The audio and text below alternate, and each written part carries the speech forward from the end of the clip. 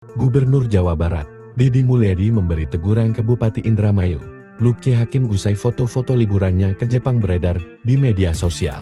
Lucky Hakim dianggap tak mematuhi aturan Kementerian Dalam Negeri terkait larangan kepala daerah keluar negeri selama libur Lebaran tahun 2025. Namun, melalui sambungan telepon, Lucky Hakim membenarkan dirinya beserta keluarga berada di Jepang. Betul, saya di Jepang, dan sehabis Lebaran kemarin berangkat, dan sampai selesai cuti bersama, katanya, Minggu 6 April 2025. Sepulang dari Jepang, dia berjanji menemui Deddy Mulyadi dan Menteri Dalam Negeri. Nanti saya akan menghadap Pak Gubernur dan Pak Mendagri untuk menjelaskan, imbuhnya. Pria 45 tahun itu mengaku telah menggelar open house di pendopo kantor Bupati Indramayu pada hari pertama Lebaran dan patroli jalanan memantau warga yang merayakan Lebaran.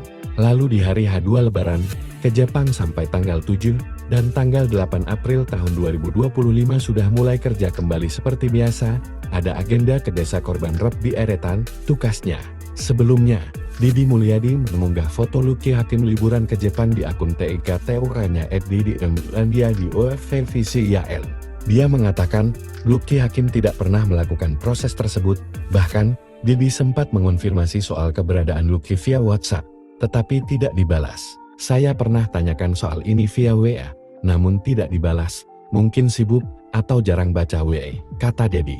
Deddy mengungkapkan seharusnya kepala daerah di masa Lebaran bersilaturahmi dengan warganya, dan memantau arus lalu lintas dan menjaga, agar tidak terjadi kecelakaan.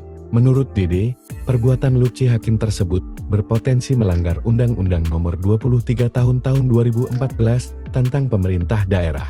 Saya sampaikan ke Kemendagri, ada di undang-undangnya itu.